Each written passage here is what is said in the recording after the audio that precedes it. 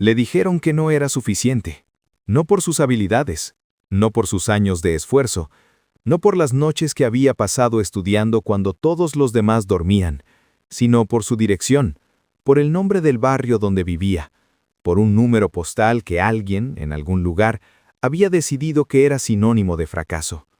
Y Carlos, sentado solo en su habitación, con la luz de la pantalla iluminando su cara en la oscuridad, leyó ese correo de rechazo tan rápido que supo, en el fondo de su pecho, que nadie lo había leído a él.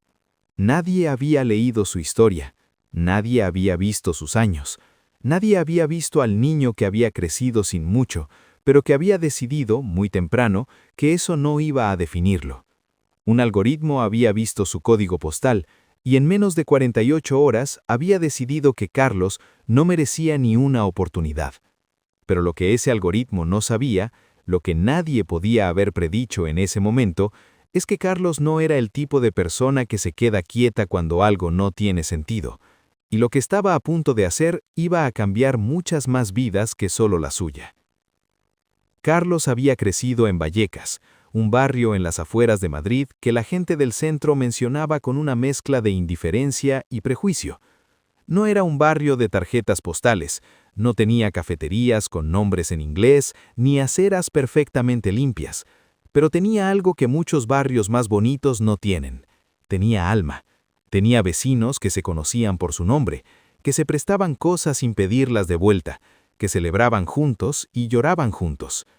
Su madre había trabajado limpiando casas durante 20 años. 20 años levantándose antes del amanecer, tomando 2 autobuses, cuidando espacios que no eran suyos con la misma dedicación con la que cuidaba el suyo. Carlos la había visto hacer eso toda su vida, y nunca, ni una sola vez, la había escuchado quejarse. Eso le había enseñado algo que ninguna escuela puede enseñar, que el trabajo tiene dignidad independientemente de quién te vea hacerlo. Así que Carlos estudió, con becas, con trabajos part-time, con horas robadas al sueño. Se graduó en sistemas informáticos, aprendió a programar solo, buscando tutoriales gratuitos cuando no podía pagar cursos. Construyó un portafolio de proyectos reales, consiguió clientes pequeños como freelancer. Fue construyendo, ladrillo a ladrillo, algo de lo que se sentía genuinamente orgulloso. Y entonces envió su currículum, lleno de esperanza, lleno de todo lo que había construido, con su nombre, con su experiencia, con su dirección en Vallecas. Y esperó. El correo llegó en menos de 2 días, demasiado rápido, mucho demasiado rápido. Esa noche, Carlos no durmió.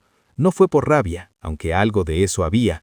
Fue porque una pregunta se había instalado en su mente y no lo dejaba en paz. ¿Por qué tan rápido? ¿Qué habían visto en tan poco tiempo para decidir que no era el candidato correcto?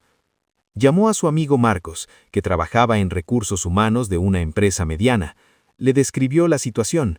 Hubo una pausa larga al otro lado del teléfono, y entonces Marcos dijo algo que Carlos nunca olvidaría. Hay sistemas de filtrado automático que descartan candidatos por código postal. Si vives en ciertas zonas, nunca llegas a ojos humanos. El algoritmo te elimina antes. Carlos no respondió de inmediato. Dejó que esas palabras aterrizaran, las dejó instalarse, y cuando por fin habló, solo dijo, ¿eso es legal? No está prohibido explícitamente, y como nadie lo ve, nadie lo denuncia. Carlos colgó, miró por la ventana. Las luces del barrio parpadeaban abajo. La ventana de su madre, en el piso de arriba, todavía estaba encendida, porque ella siempre esperaba despierta hasta que él llegaba a casa, aunque él ya tenía 28 años y no lo necesitara. Y algo dentro de Carlos, algo muy profundo, se rompió y se recompuso al mismo tiempo. Se rompió porque entendió que el sistema no lo había rechazado a él, había rechazado a su madre, había rechazado a cada vecino que alguna vez había intentado salir adelante y no había entendido por qué las puertas no se abrían. Había rechazado a una generación entera de personas que habían hecho todo bien y aún así se habían encontrado con un muro invisible. Y se recompuso porque Carlos era, antes que cualquier otra cosa, alguien que necesitaba entender, y cuando alguien así entiende la causa de un problema, no puede simplemente mirar hacia otro lado. Lo que hizo a continuación fue simple. casi demasiado simple para lo que desencadenó. Tomó exactamente el mismo currículum, las mismas habilidades, la misma experiencia, el mismo portafolio. Solo cambió una cosa, la dirección. Puso la dirección de una biblioteca pública en un barrio más céntrico, donde el bibliotecario, que lo conocía desde hacía años, le había dado permiso de recibir correspondencia. Todo completamente legal, solo diferente código postal. Envió el currículum a las mismas empresas, del mismo sector, con el mismo perfil requerido. En 3 semanas recibió 4 respuestas, 4 entrevistas, con la misma persona, con las mismas palabras, con el mismo Carlos que 3 semanas antes había sido descartado en menos de 48 horas. Fue a las entrevistas, lo contrató la primera empresa a la que fue, y cuando el gerente le estrechó la mano y le dijo «Bienvenido al equipo», Carlos sintió algo extraño. No era solo alegría, era una mezcla de alivio y de algo que se parecía mucho a la tristeza, porque sabía que tenía que hacer algo que no debería haber sido necesario para llegar hasta allí, y supo que no podía guardar silencio. Su primera semana de trabajo fue normal en la superficie. Aprendió los sistemas, conoció a sus compañeros, demostró que era exactamente tan bueno como su currículum decía. Pero por dentro llevaba esa historia como un peso que necesitaba soltar. En su segunda semana, durante una reunión de equipo donde el gerente abrió el espacio para que alguien compartiera algo, Carlos levantó la mano. Su corazón latía fuerte, no sabía cómo iban a reaccionar, no sabía si lo mirarían como un problema, como alguien que buscaba conflicto, como alguien que no debería estar allí. Pero habló, con calma, con precisión, sin rabia en la voz, aunque sí en el alma. Contó exactamente lo que había hecho y por qué. Contó el experimento, contó los resultados, y cuando terminó, el silencio en la sala era tan denso que se podía cortar. Entonces, desde el fondo, una mujer levantó la vista. Se llamaba Sofía, llevaba 11 años en recursos humanos, y dijo con una voz que temblaba solo un poco: «Lo sé, llevamos tiempo sabiendo que esto ocurre, pero nadie lo había dicho en voz alta». Esas palabras, esas 12 palabras fueron el inicio de todo. Sofía había entrado al mundo de recursos humanos con ideales enormes. Quería construir equipos diversos, quería que las oportunidades llegaran a quien las merecía, no solo a quien tenía la dirección correcta, o el apellido correcto, o el acento correcto. Pero los años dentro del sistema la habían ido desgastando.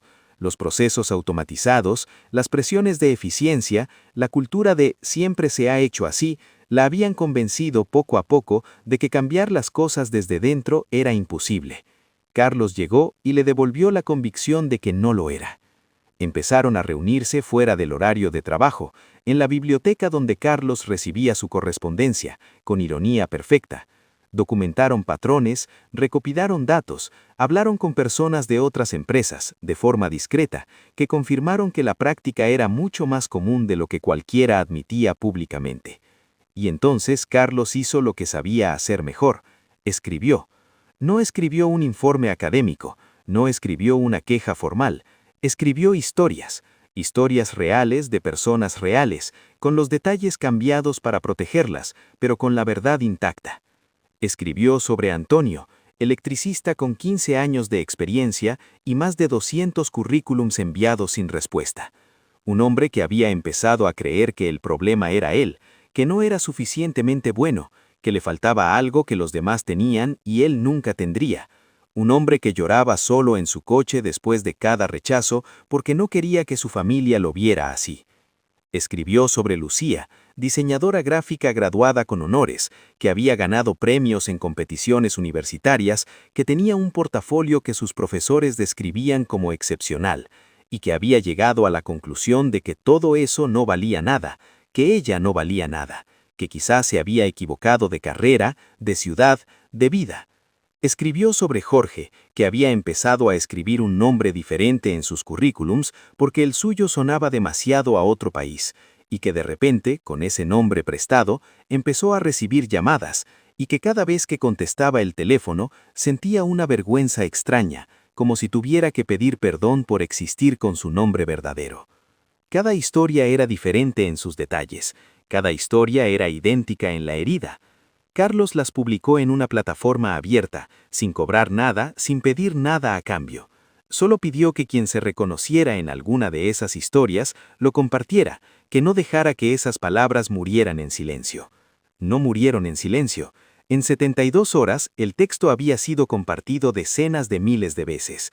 Los comentarios se llenaron de personas que escribían cosas como «Esto me pasó exactamente igual», o «Siempre supe que algo no cuadraba, pero no tenía palabras para explicarlo», o «Gracias por decirlo, gracias, gracias».